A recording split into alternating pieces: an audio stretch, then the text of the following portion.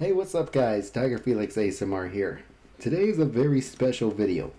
So, I was recently at my neighborhood Goodwill where I found this, which is like, kind of like a folder organizer kind of thing. And you can see this thing is just filled with different folders. So, I bought this because I thought I could use this as a prop. But when I started looking through the folders, I realized that all of these folders contained some of the most puzzling, unsolved mysteries in worldwide history. I mean, they're all here. Jack the Ripper, the disappearance of Amelia Earhart, the Phoenix Lights, Mothman, the Zodiac Killer. All of them are in this box. There's police reports, investigation reports, suspects, witnesses. So, I thought since I had this amazing piece of world history, I thought A, I could either sell it for a profit, or B, make a little YouTube video out of them. So, let's go with the more exciting one. So, I decided to go with one that I'm not entirely familiar with myself. So, we are looking at the Villisca murder mystery. I hope you guys are ready. I mean, I'm ready as well. But you know what? The background seems a little dull. Let's fix that. Bam! Much better. Alright guys, so I hope you're ready for a fright. Because we are going to go over one of the most famous unsolved mysteries in American history. We're going to be looking into the Villisca murder mystery.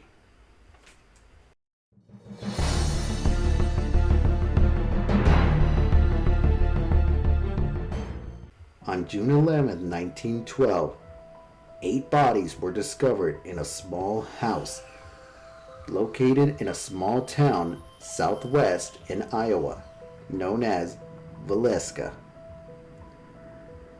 The 8 victims composed of 6 family members. We had the father, Joe Moore, his wife, Sarah Moore, and their 4 children, Herman, age 11, Mary Catherine, age 10, Arthur, age 7, and Paul, age 5.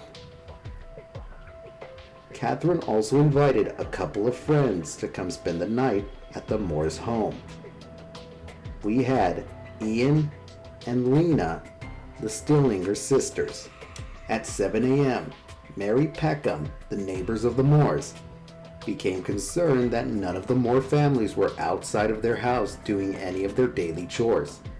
She went over to their house, began knocking on the doors and the windows, and even shouting, but unfortunately, nobody in the house seemed to have responded. It was then that Ross Moore, Joe Moore's brother, came in and tried knocking on the door and windows just like Mary did, but also like Mary, got no response. Ross Moore did have a copy of the house key on him. When he opened the door, he checked the guest bedrooms downstairs, where he discovered the brutal, bloody bodies of the Stillinger sisters lying dead on their beds. It was at that time where Hank Horton, Villisca's primary peace officer, arrived and began searching the rest of the house, where all 6 Moore family members were all found dead in their beds. The cause of death for all 8 victims were all the same: bludgeon blows to the skull. The murder weapon appeared to be an axe, which was found in the guest bedroom where the Stillinger sisters were sleeping. Upon further investigation, doctors concluded that the murders had taken place anywhere between midnight and 5 a.m. It is also worth mentioning that 2 spent cigarettes were found in the attic, leading investigators to believe that the killer was waiting patiently for the entire family to go to sleep. It is also worth mentioning that out of all the victims, Joe Moore suffered more blows from the axe than any other victim, leaving his face completely unrecognizable. The Moore family was a rather very well-known, very well-liked family in the small town. It is also worth mentioning that back in 1912, it wasn't really a common thing that people would lock their doors at night. However, upon first arrival at the house, all of the doors seemed to be locked, and no sign of forced entries were found. The Moores were last seen alive the night of June 10th. Sarah Moore was a coordinator at their local church's Children's Day program, which ended at 9:30 p.m. The Moores and the Stillinger sisters walked back to the house, arriving anywhere between 9:45 and 10 p.m. Another thing worth mentioning is that when all 8 victims were found, their faces had been covered with bed sheets, as if the murder was trying to prevent blood from splattering all over the rooms and windows. It was then, a few days later, many suspects started to appear in the light. Our first suspect was a man by the name of Andrew Sawyer. Andrew Sawyer approached a man by the name of Thomas Dyer of Burlington, Iowa, who was a bridge foreman and a pile driver for the Burlington Railroad. Sawyer approached him and his crew in Crescent at 6 a.m. on the morning of the murders. Sawyer was clean-shaven and wearing a brown suit when he arrived. His shoes were covered in mud and his pants were wet nearly up to his knees. He asked for employment and Dyer needed an extra man. He was given a job right on the spot. Thomas Dyer even testified that later that evening, he reached out and purchased a newspaper and went off to read it by himself. The cover of the paper was all about the Moores family's murder. Thomas even testified that Andrew was unusually interested in the murder. Thomas Dyer also made it clear that Andrew Sawyer's presence made the rest of his crew very uneasy, as he would often sleep at night with an axe right next to him.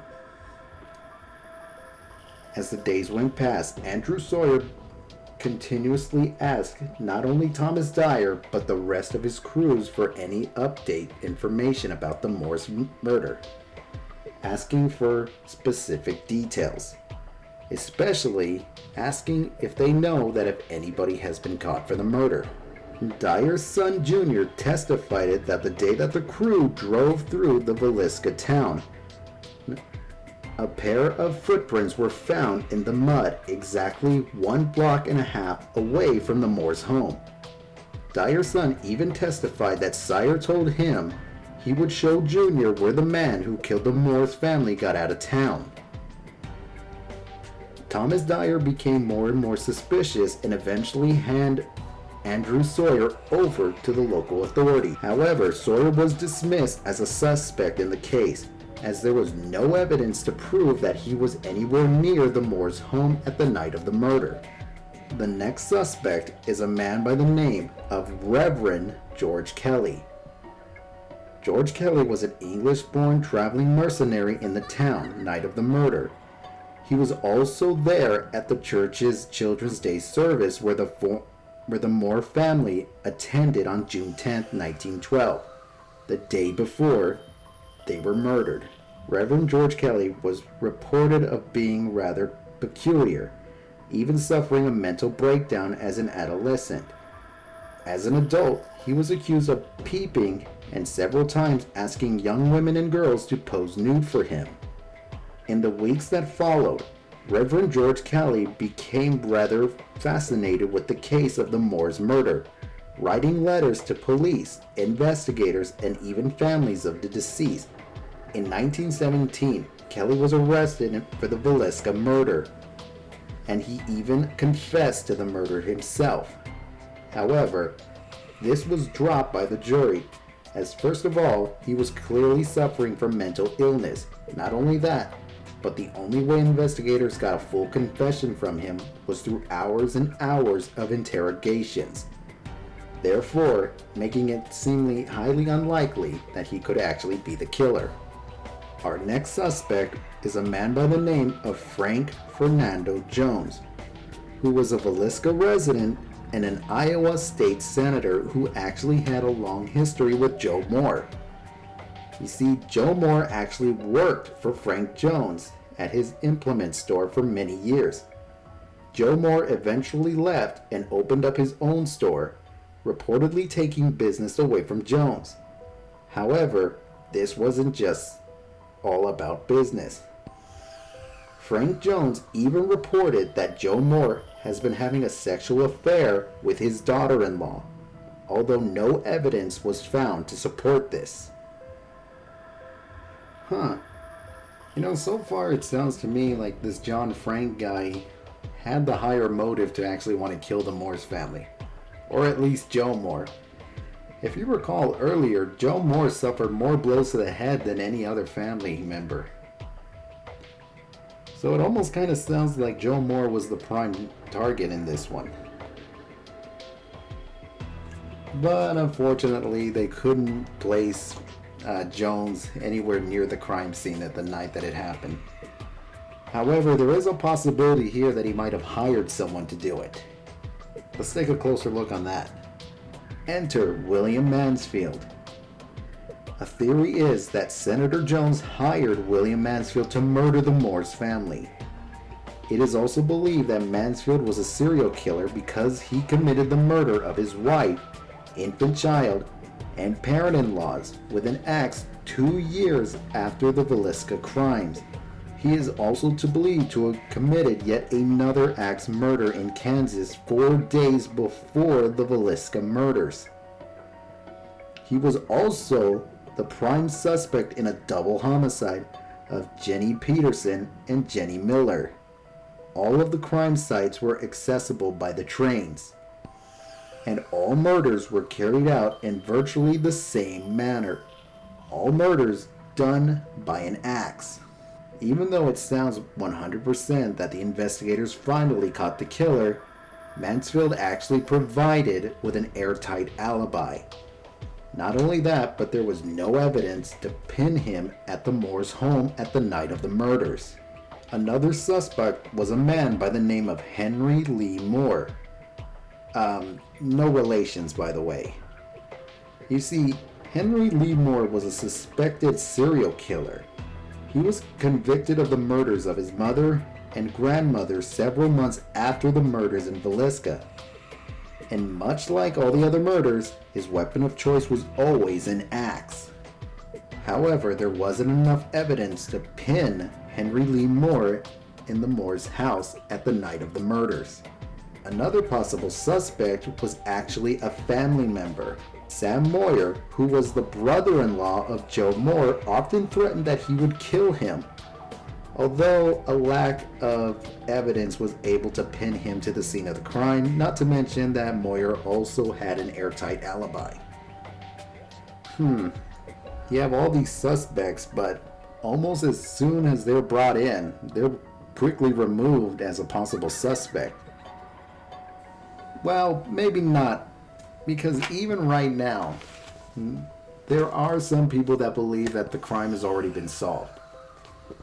You see, let me see.